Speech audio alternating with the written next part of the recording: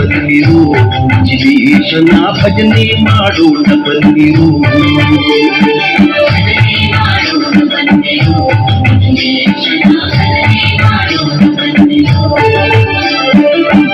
ಮಾಡುವ ನಿತ್ಯ ಜನರೆಲ್ಲರೂ ಕೂಡಿ ಜನಸಂಗವ ದೂರ ಮಾಡಿ ಸದ್ಭಕ್ತಿಯಿಂದ ಭಜನೆ ಮಾಡೋಣ ಬನ್ನಿರು, ಜಿನೇಶನ ಭಜನೆ ಮಾಡೋಣ ಬನ್ನಿರು.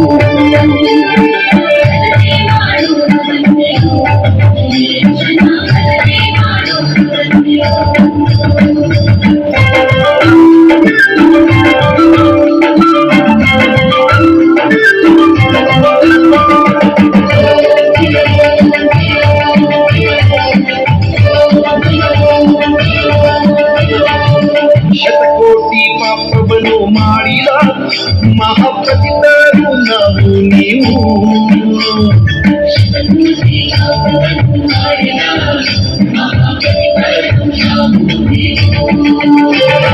ಶತಕೋಟಿ ಪಾಪವನ್ನು ಮಾಡಿದ ಮಹಾಪತಿತರು ನಾವು ನೀವು.